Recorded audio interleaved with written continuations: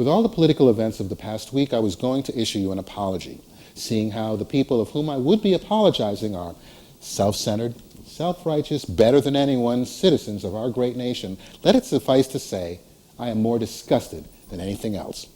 I can't even come close to knowing what you must be going through in Iraq and Afghanistan. During the mid to late 80s, I served on board the USS Midway, at the time the only forward-deployed carrier in the fleet. Her nickname was the USS Never Dock. Our average deployment was 9 months out of the year. Our bright spot was that we would soon be going home. Unfortunately, you on the ground are not guaranteed a plane ride home, and with that comes my disgust for those who don't think twice about playing games with your lives, not knowing what life is really like in theater while wearing your uniform. It's the little things the anti-war left and their media do on an almost daily basis that pisses me off. For example, the liberals in this country routinely remind us how many of you have died serving your country. Every new big number warrants some fancy news story and fancy graphics. The left proudly displays that number on the sides of their homes and on billboards. Will anyone in the media please tell me how many of the enemy you've killed? When is CBS, NBC, ABC, and CNN going to give us that number, complete with fanfare? As the object of most wars is to win, and the easy way of judging success is in the body count of our enemy, why haven't we heard this number? Are we even going to?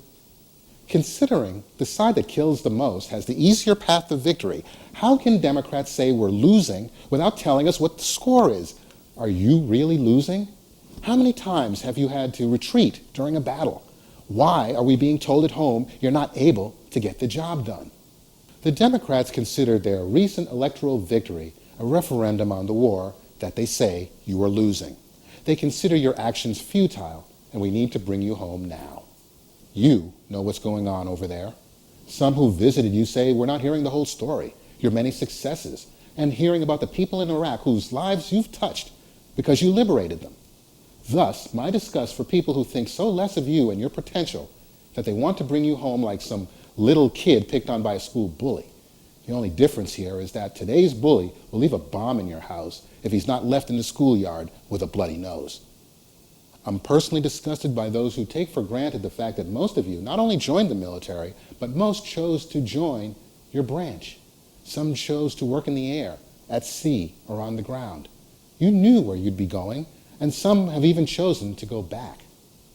There are some here who take all that is life for granted while taking their spoiled, screaming kids to Chuck E. Cheese. They go with the comfort of knowing that a roadside bomb won't go off in the parking lot. Many who went to work on September 11, 2001 sure as hell felt safe that morning.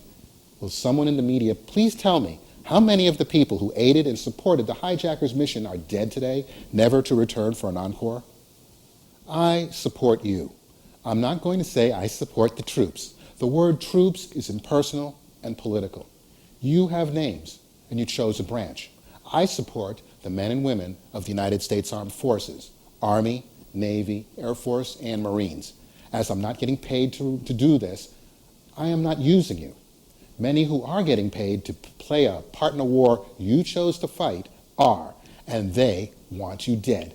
Should you die, they can point their fingers in all of our faces and tell us they were right. It's all about them. I know that's harsh, and I'll tick off those anti-war types like they have it bad. Would they have the guts to trade places with you or stay at home and protest on the streets you are keeping safe? They now wish to pass some resolution in the Congress and Senate that says they support you, but they believe you were sent to fight a war you can't win. Because of some pansy-ass politicians on both sides of the aisle who are more concerned with their own power than your lives, they want no part of victory.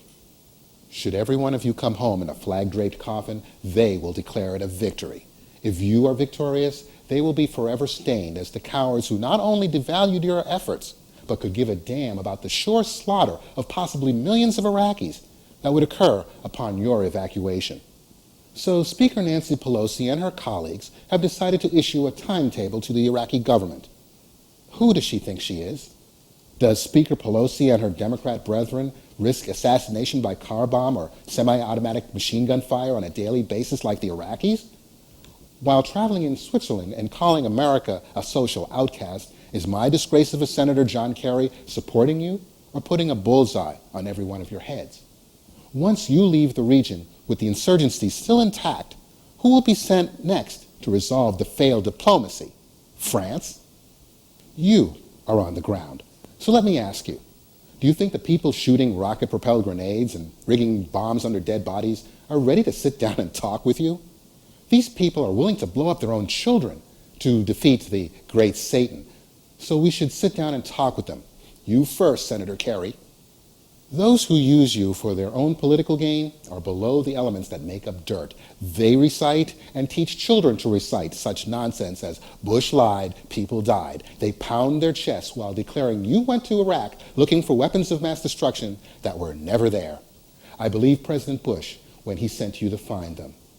It is a shame that while the UN, distracted by Germany, France, and Russia, stalled in enforcing one of the more than a dozen resolutions, the dearly departed Saddam Hussein probably hid those weapons in Syria. It would seem Saddam knew how to play our liberals. After all, they claim that President Bush deliberately sent you into battle with inadequate training and equipment. Wars were historically fought on battlefields. Wars were historically fought between nations in uniform. This battle, as you know, is different. You are fighting representatives from many nations who wear no distinguishable clothing and shoot at you not on a battlefield, but in cities, in homes behind women and children. If you were initially prepared to fight this kind of war, the left would have called you savages. Our greatest impediment is our politicians and their media's willingness to alert our enemy to your every move, including reinforcements. They revel in their self-importance and in their arrogance. Forget the enemy watches ESPN and CNN. Have you seen enemy media declaring they are losing, while it's probably the truth? Have we seen their leaders forced to state to their nation what their next strategy would be? Whenever you see another Democrat tell you that you're there because our commander-in-chief lied about the existence, thus the initial mission to find and destroy Iraq's weapons of mass destruction, remember this. One way or the other, we are determined to deny Iraq the capacity to develop weapons of mass destruction and the missiles to deliver them. That is our bottom line. 2 weeks later, Clinton added, if Saddam rejects peace and we have to use force, our purpose is clear. We want to seriously diminish the threat posed by Iraq's weapons of mass destruction program. And remember this, Iraq is a long way from here, but what happens there matters a great deal here. For the risk that the leaders of a rogue state will use nuclear, chemical, or biological weapons against us or our allies is the greatest security threat we face. And this, we urge you, after consulting with Congress and consistent with the U.S. Constitution and laws, to take necessary actions, including, if appropriate, air and missile strikes on suspect Iraqi sites, to respond effectively to the threat posed by Iraq's refusal to end its weapons of mass destruction programs. And finally, Saddam Hussein has been engaged in the development of weapons of mass destruction technology, which is a threat to the countries in the region, and he has made a mockery of the weapons inspection process.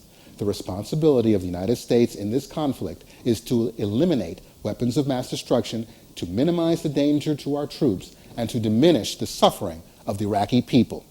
I included the dates, as these statements were made years before George W. Bush was elected President of the United States. Most believe those weapons were there and said as much. They now are lying to a memory-challenged media who wants you to lose as much as the enemy. Please do those of us who consider you more than a number a favor. Screw what the liberals are saying. You are not losing.